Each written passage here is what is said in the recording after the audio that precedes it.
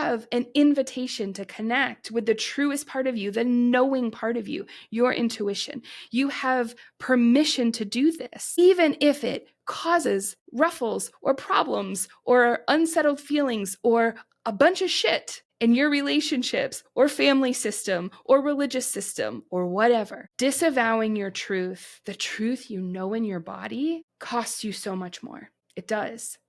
And I'm not telling you that the path to getting congruent with your truth isn't hard. It is, and you will lose things. But what you will gain is yourself, alignment with what is true in you, and the expansiveness that comes with that. What starts happening in your life when you get aligned with that is, I promise you, magnificent, even when it's hard. Welcome to the Intrepid Soul podcast, where we explore what it takes to build a human life that's congruent with your soul. I'm Katie Benway, a mystic, teacher, and author, here to walk with you through the wilds of the human experience as we get to know and get closer to the soul. Let's get curious, courageous, and conscious together. Hi, everybody. Welcome back to the Intrepid Soul podcast. I'm so happy you're here with me. Today is an episode that's a first of its kind. I'm here solo. I don't have a guest today, but today, in a way, my guest is you, all of you. I have received questions and emails and feedback and comments and your thoughts about the podcast since it launched just about 2 months ago. And I have to tell you that's my favorite part of this process. I knew that we'd be talking about things that were impactful and inspiring, but it's so interesting to hear your feedback and to hear the way that you'll hear something, a sentence or a concept or an idea, and it resonates really deeply and clarifies something or triggers spontaneous healing or helps you focus in a new direction. And that's thrilling. I'm so glad that you're having those experiences. So I would like to start doing Q&A episodes with you. And if you want to write in feedback and questions and things for me to comment on and answer, the more we can do these kinds of episodes. And I would love to do that with you. The theme today is all about connecting with and working with our loved ones on the other side. And I know that this is actually a really deep and sometimes fraught topic. And I'm really glad you're talking to me about this, because this is a spot that I can help all of you with. And it takes vulnerability and honesty. And those of you who've written in and shared with me have shown just that. So let's get to our first question. This is from Kelly. I always worried that my brother was angry at me. Because he died suddenly, we didn't get to talk or clear the air. And I feel so guilty and worried. But one night I had a dream, and in it, he and I were sitting in our childhood kitchen at the table talking. I don't recall everything that we said, but I remember the calm and the peace between us. And I remember he said, I am not holding a grudge. I'm not angry. I had to forgive myself, and you have to forgive yourself, and then we can be free. I want you to be free.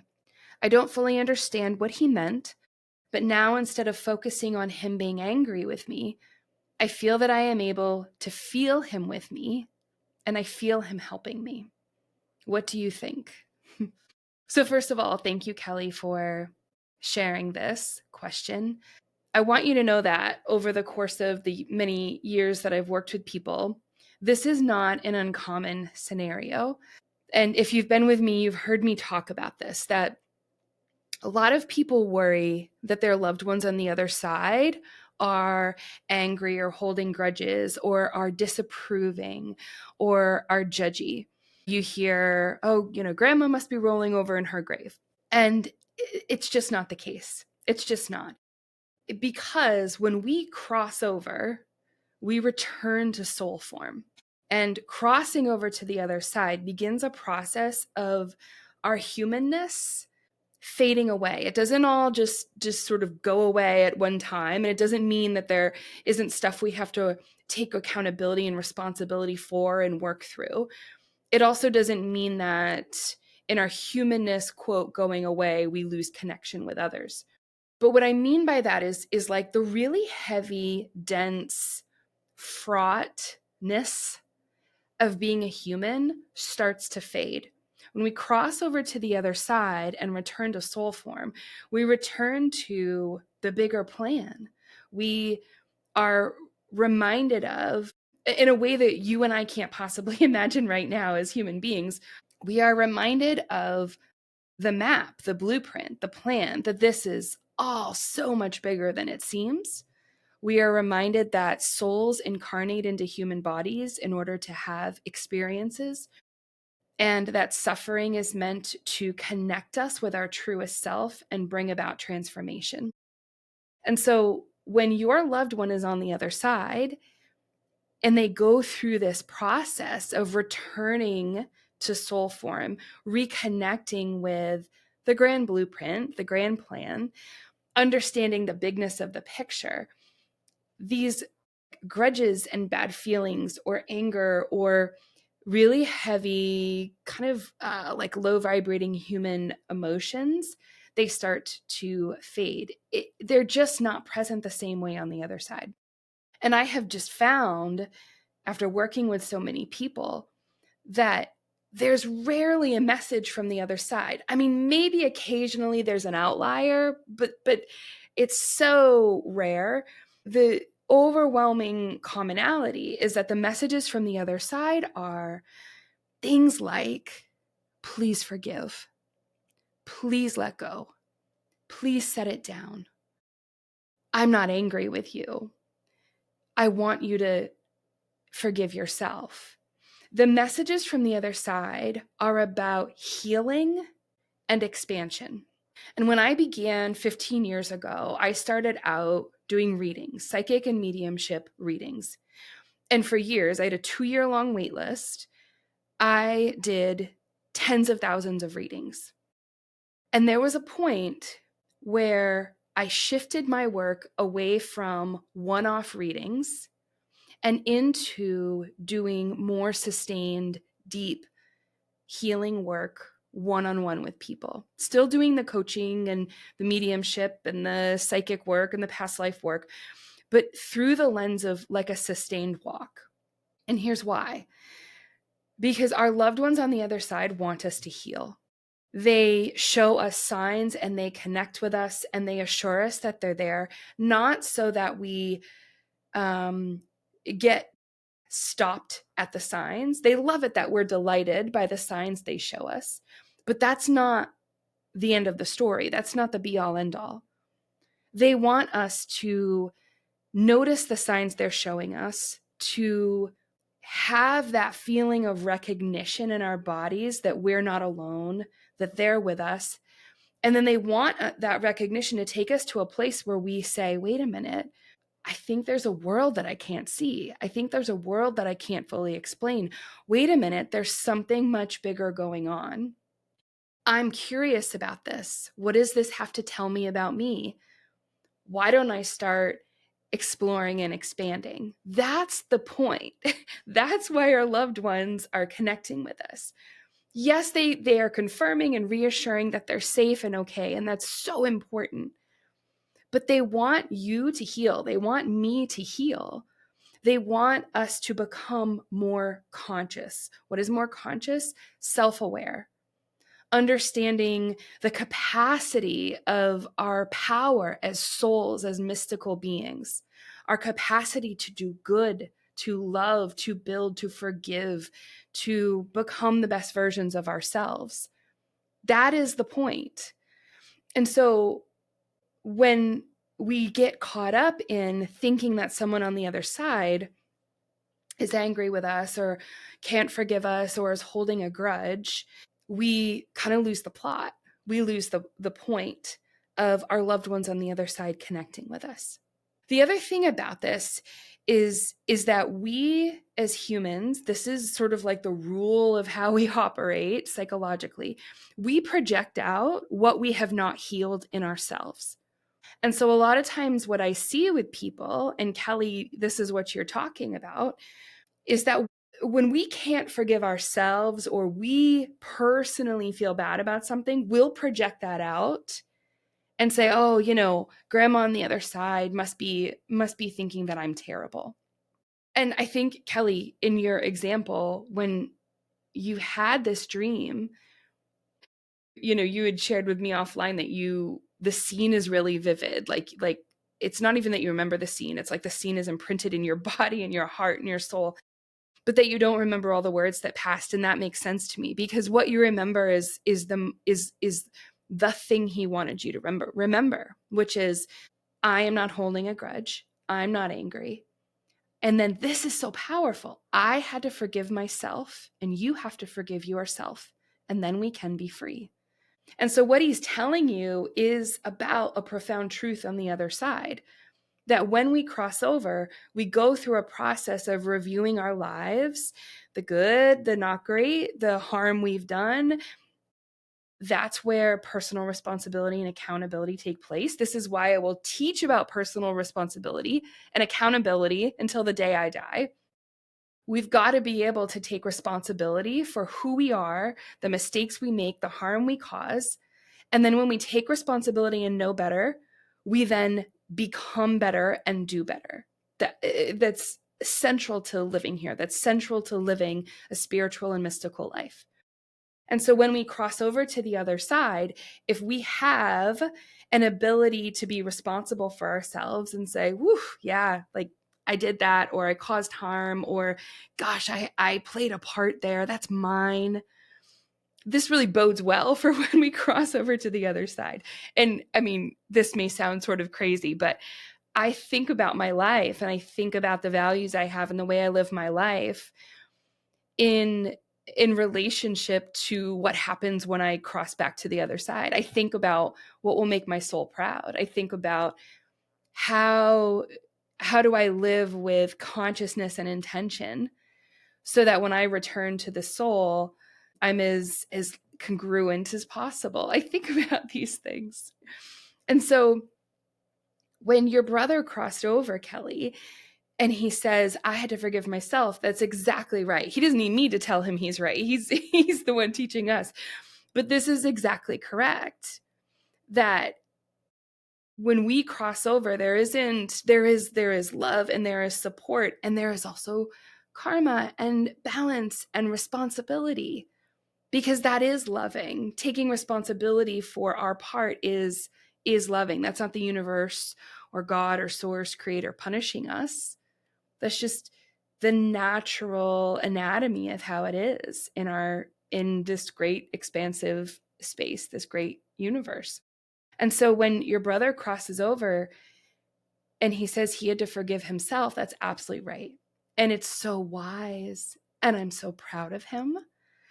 And it's such a comment on his congruence with his soul, that he was able to understand that whatever he did in his human life, whatever harm he caused, that him forgiving himself was central to not getting stuck in that, to being part of healing, to being part of clearing it.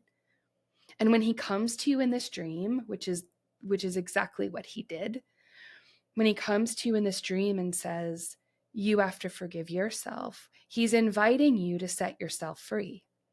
Because when you say, I'm so afraid he's angry, I'm worried, there's like a part of you that's arrested in this worry, right?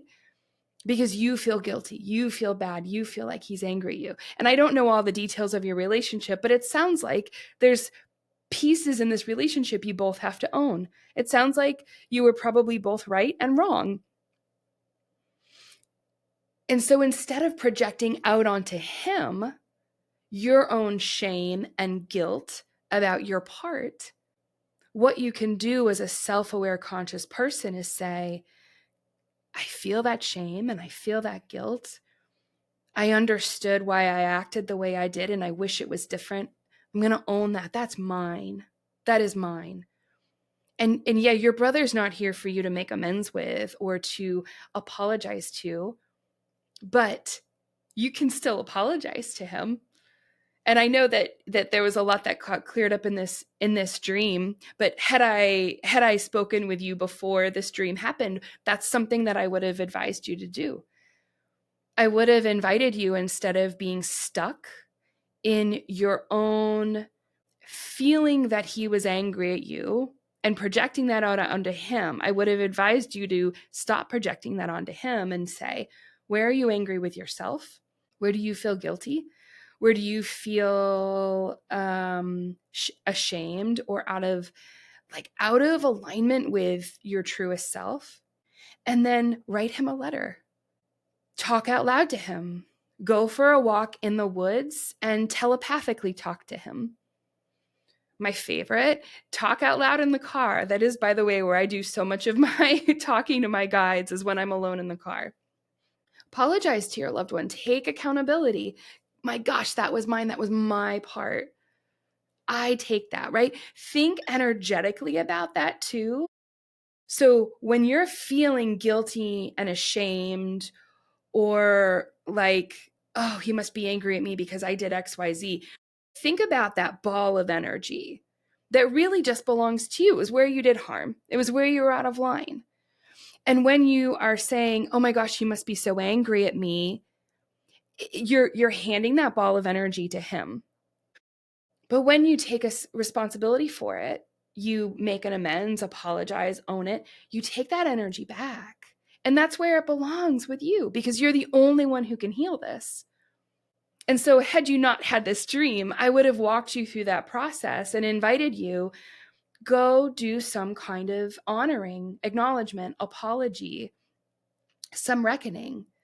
Do that in nature. Do that prayerfully. Do that in tears. Do that celebrate. However you want to do this is fine. But that's you clearing the energy. That's you taking responsibility. That is you being conscious. This is mine. I take responsibility for it.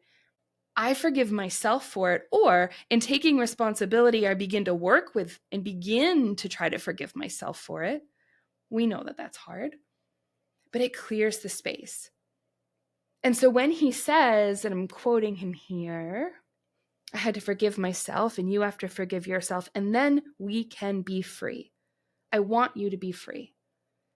This is the tone and the kind of message I hear from the other side all the time. I want you to be free. Our loved ones on the other side do not want us caught up in family bullshit, in guilt and anger and things that were let down and rules that were not followed. They are not human on the other side. They are in soul form. And our ability as humans to understand the expansiveness of the soul is so limited. We create rules. We create conditional love. We create and project difficult feelings, harsh feelings, anger. The universe, God, source, divine, it's not doing any of that. So our loved ones on the other side are not holding grudges. In fact, they want us to do exactly what your brother said. Listen, get conscious, get clear about what part is yours, and then forgive so you can be free. Our loved ones on the other side want us to heal. I hear that time and time again. The greatest gift you can give those on the other side is to lean into your grief and your missing them and begin to work with them. Let them guide you. Yes, please delight in all of their messages, the cardinals and the white feathers and the numbers and the song lyrics and the rainbows. That is your loved ones 1,000%, but it doesn't stop there. Use that as confirmation that you are not alone. There is a much bigger plan. You are a human being who is first a soul, and you are here for a reason. You are here to learn about who you are. Learn lessons you're supposed to learn to become more expanded, thoughtful, curious, kind. You are here to create. You are here to be authentic. You are here to learn, and when you learn, you are here to become better, to care for other people. You are here to name the junk that has happened in your family system and do some healing. And if that means you've got to set boundaries or separate from family systems, that is okay. There is no hard feeling from the other side. You are here to become a conscious being. You're not here to get stuck in some narrative that a loved one on the other side is holding you hostage by disliking you or being angry at you. And it's an attractive trap that we fall into as humans because it gives us permission to not grow and change. You're giving your power away if you're staying stuck because you think someone on the other side is mad at you. You're allowing yourself to not do the deep healing work. If you're telling yourself that so-and-so on the other side is mad at you, I invite you to stop and say, where am I mad at myself? Where do I think I deserve that? Where do I need to take responsibility and accountability and own my part? Or where am I afraid that if they don't love me, it means I can't love myself? Remember that whatever is going on outside of us is always showing us what in us needs healing. And so if you believe that someone thinks something of you, it's tied to a part of you that carries that belief about you. And that is your invitation to start to heal. And that's what they want us to do from the other side. Kelly, thank you for this question. It's just exquisite and so deep. And I know you are still working on all of this and learning. And so thank you for being vulnerable and sharing.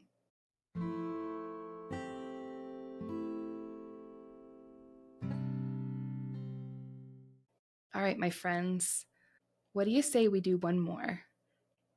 And this is along these same lines.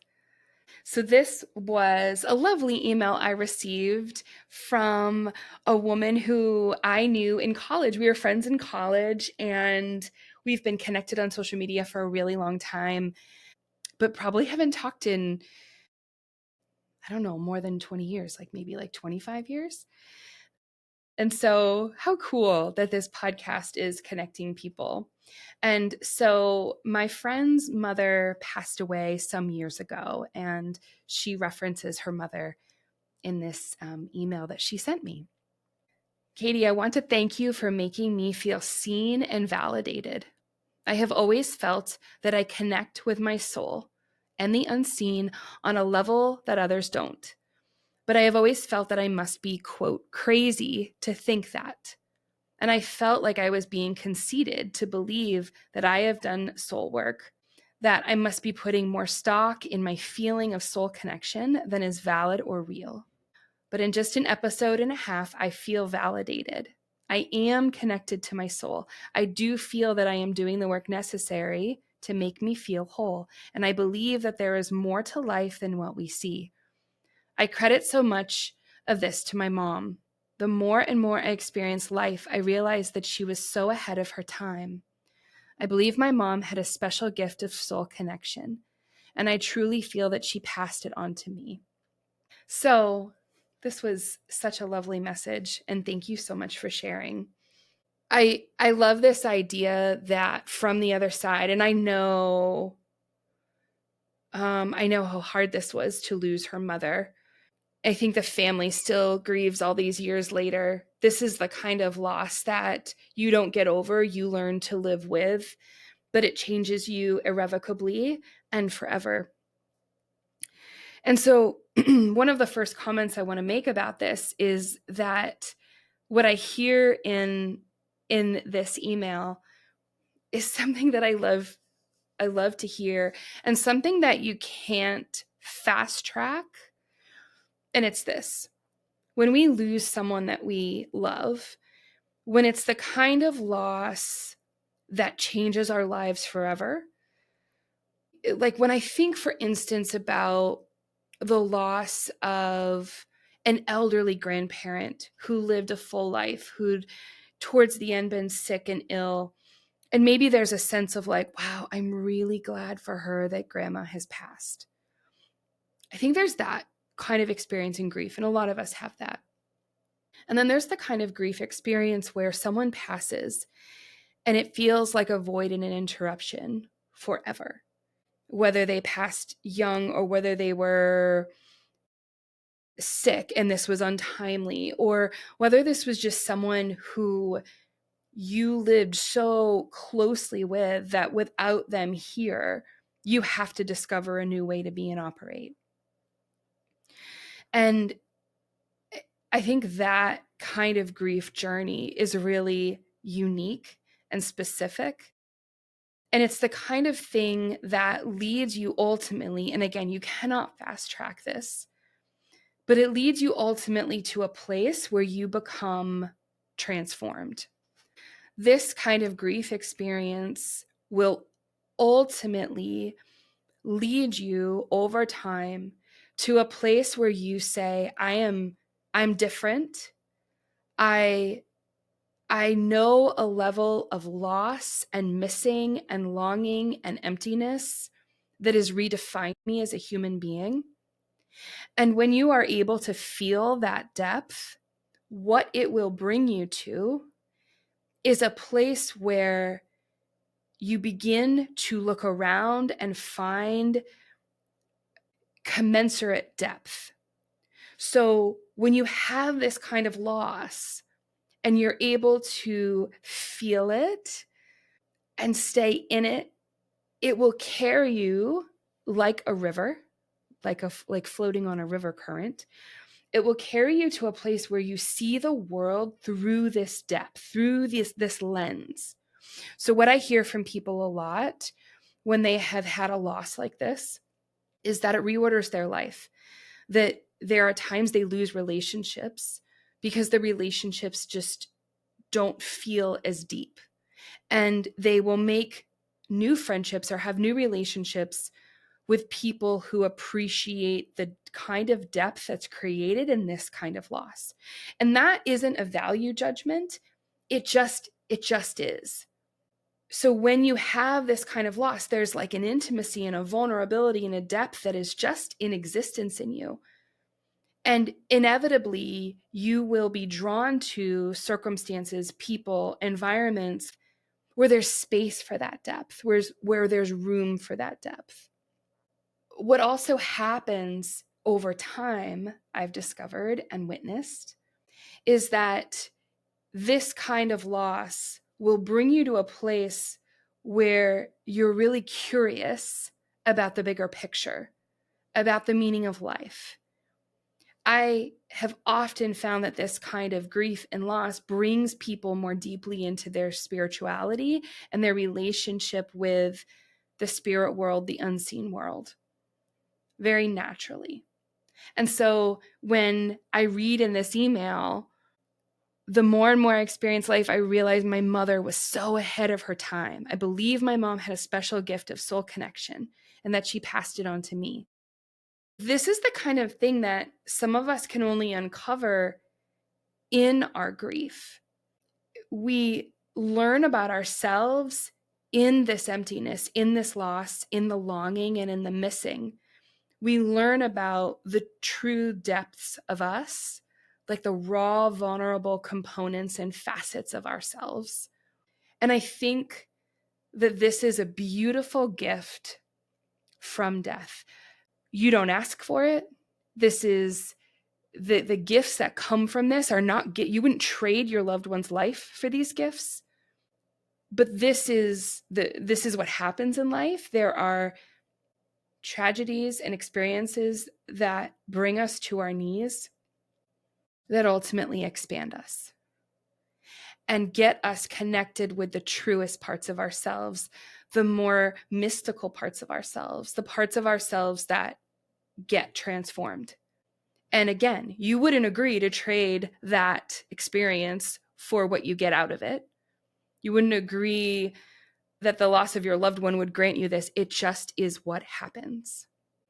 And so I so appreciate what you're telling us here, that you have long suspected, particularly in the wake of your mom's death, that you're connected to your soul and the unseen world, and that you know it's there.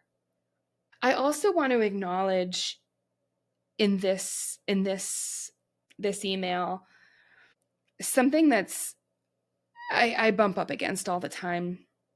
We have a world that is filled with systems, messages that demand that we disavow our spirit, that we disavow our soul. It calls us crazy or hysterical, woo-woo. It shames and maligns those of us who are connected to our soul. And I see a lot of systems attempt to control this. I think there's a lot of religious systems that attempt to control this. So the only way you can connect with spirit is through XYZ, is by believing you're inherently bad and wrong and in need of forgiveness. And that's not true. You have a birthright to connect with your soul. Your intuition is your birthright. You are not inherently flawed. You do not need forgiveness. You do not need to earn your way back to your divine, lovable, true self. You are always connected to your soul. And you are your source of power. Your source of power is not outside of you. It's not outside of you because you are good or compliant or moral or superior to others. You are good because you are a soul. And I think that death and the experience of losing loved ones has the capacity to bring us closer to that knowledge. Because death is this really beautiful and expansive equalizer. It just brings you to the truth of things. And it just connects you to the thing that cannot die. And that's love. They say there's two forces in the universe, fear and love. And fear is humanly created. Love cannot die. And so I want to honor what you've written here in this email. And I hear this so much from people. You say, I've always felt that I must be crazy. You put crazy in quotes. Or that I was being conceited. You put conceited in quotes to believe that I have done this kind of soul work. So I want to pick those words up for a minute. And I want to talk to all of us. Because this idea that we're crazy or hysterical or woo-woo or whatever, because we believe, we know in our hearts, in our bodies, in our minds, in our souls, in our blood, in our bones, that there's something bigger than what we can see, that doesn't, of course, make us crazy. It makes us clear and powerful. When you know that you are connected to your soul and that you are connected to unseen forces and that you can listen to those forces and act accordingly, it's hard to control you. It's hard to influence you. And so I want us all to understand that these messages we've gotten for a really long time that are embedded in our culture, that to be connected to the soul or spirit or the unseen world, or to believe that there's life after death or that your loved ones are with you, the messages that we've gotten that we're crazy are not only incredibly problematic, but are designed to separate you from your truest source of power. Like, this is why when we do this work, this is why when we connect with our folks on the other side, it will transform us. It will reveal to us the structures and systems that are in place in our human lives that separate us from our true mystical nature. And so I invite all of us to check the way we talk to ourselves. Are you calling yourself crazy? Are you calling yourself woo-woo? Are you devaluing yourself or maligning yourself or doubting yourself? I want you to try to set that down. The number of people who see me in secret is heartbreaking. I cannot tell you how many times over the years, so many times, hundreds of thousands of times, people say to me, oh, well, you're a secret, or I don't tell anyone that I come here, or I don't tell my spouse that I come here, or, well, I can tell you things I can't tell other people. We like having this spiritual life in secret. Now, I want to honor that in some cases, what you're doing could be in some religious structures or in some relationships or marriages could be considered incendiary. So I just want to honor that there's, for some people, there is reason to be secretive about one's healing work. Okay, so let's honor that and set that aside. But by and large, most of us who keep this a secret are afraid to be misunderstood, to be excluded and rejected, made fun of. And I'm not telling you that that's not real. Those feelings aren't real. They are real. But if that's your reality and you are being who you truly are in secret, then that is not an invitation to spend the next 20 years doing this in secret. It is an invitation to investigate where in your life you are unable to be congruent and start to take courageous steps to clean that up. And it may mean you lose relationships. It may mean you're misunderstood. It may mean that family members don't like you or reject you. And I'm not being cavalier about it, but I'm going to ask you to be courageous about it, because living your life in secret, living the part of you that is whole and curious and empathetic and expansive and willing to be changed and live in concert with your soul, that part of you should not live in secret. That part of you should drive you. And so I invite you, one step at a time, one courageous step at a time, to look at the places where you're not congruent with what you know to be true and start to get out about it. I love, from my friend from college in this email, I love that listening to this podcast has helped you feel validated and seen. And that it brings up this other point that I wanted to make about the value of telling one person your truth, the value of being witnessed and honored by one person. And I have been that person for a lot of people over the years, because I am the person that a lot of people tell secrets to. But it's one of the things I'm most excited about with this podcast is I am going to talk and be brave and courageous and ballsy. And I'm going to say stuff that I hope challenges you, and you'll disagree with me at times, and it'll get scary. And then I hope it just feels really exciting that you're not alone and you are not crazy. And this is all so true. And your body knows it. Your bones, your blood, your heart, your soul, your being knows that you're a spiritual being and a soul, and you're connected. You know this is true. So one of the safe steps that we can take when we're getting in alignment with our spiritual self is starting to share with safe, good, loving people the truth of us. That I was able to validate you means that this is a safe and loving place. And I'm so glad that it is. But I know that there are places in your life and all of our lives where we can share that with someone who can really see us. It's so powerful to be validated.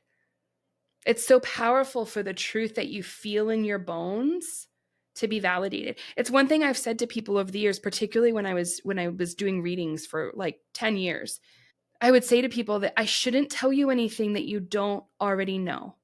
You may not consciously, full-blown know it, but you have an inkling. When we're having a conversation, I shouldn't be telling you anything that some quiet, nagging part of your body doesn't already know is true. My role is to honor you and honor that it's there and connect you with your own truth and invite you, even give you permission to believe your own truth. That's what our loved ones on the other side want to do for us, by the way, too. You have an invitation to connect with the truest part of you, the knowing part of you, your intuition. You have permission to do this, even if it causes ruffles or problems or unsettled feelings or a bunch of shit in your relationships or family system or religious system or whatever, disavowing your truth, the truth you know in your body, costs you so much more. It does. And I'm not telling you that the path to getting congruent with your truth isn't hard. It is, and you will lose things, but what you will gain is yourself. Alignment with what is true in you.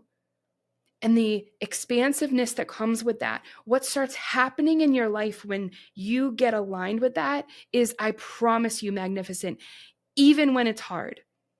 And that's what I hear in this email. This email is filled with exclamation points and capital letters. I am connected to my soul, she says. I do feel that I am doing the work necessary to make me whole. I believe that there is more to life than what we see. What a gift. What a gift to know that. What a gift to start acting like it even more. What a gift to give it to your kids or to kids around you that you love, to people that you love.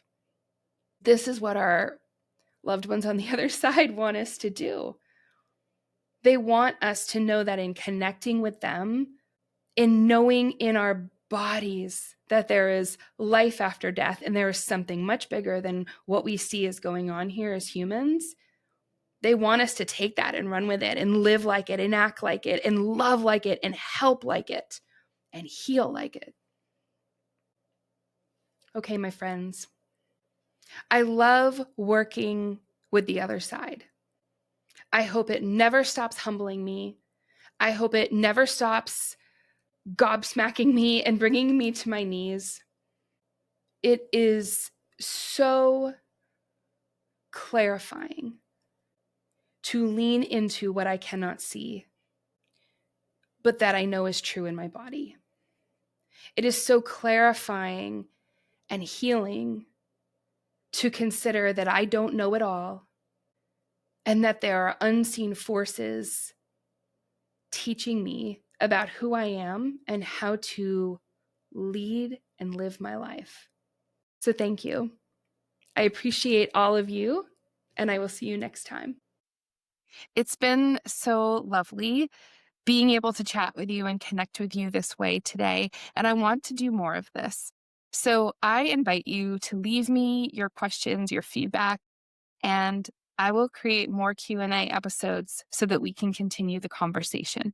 If you'd like to leave feedback or a question for an episode, just check out the show notes below this podcast. You'll find a link there, and you can go drop your question, and I will collect all of those and do some more of these great Q&A episodes. I feel like I'm talking to you and connecting to you, and that is thrilling to me. That's why I'm doing this. So get involved, share your thoughts. You can be anonymous if you wish, or you can leave your email if you want to. But be raw, be vulnerable, be honest. Ask the questions that you're dying to ask, and I'll answer them. Thanks for being with me on today's episode. As an extension of our conversation today, I have created a guided meditation, a guided visualization for you over at the Intrepid Soul Collective on Patreon. And this guided journey is designed to help connect you with loved ones on the other side. There's so much access that we can have to the other side, and we've got to help our bodies, our spirits, our minds quiet down so we can engage in that connection. So I'm going to teach you to do that with this guided journey I've created for you. It's really gentle. There's no pressure. It's the kind of thing that if you give it a try and you like it and you keep doing it, it's like a muscle. It builds and grows over time. You have the power to strengthen your connection to the other side. You just have to keep engaging in the conversation. So I invite you to join me over on Patreon. To check that out, you go to the Patreon website or download the app. That's super easy. Download the Patreon app from your app store. And once you have that, you'll search for the Intrepid Soul Collective with Katie Benway. To join my community, it's $11 a month. There's so much there for you. It's worth so much more than $11 a month. Of course, you can go at any time. It's your choice. But I hope you'll check it out. I hope you'll give it a try, and let's do this work together. Let's get you connected to the other side. You deserve this. You are a spirit in a human body after all. All right, see you there. Thank you for joining me here on the Intrepid Soul podcast. If you'd like to continue the conversation and the work of your soul, join me over on Patreon at the Intrepid Soul Collective. There you'll find tons of resources and support connected to the conversations we have here to help you make your soul work practical and embodied. There are live sessions with me, bonus Q&As where you can go deeper with me and my guests, companion guided meditations and ceremonies, and so much more.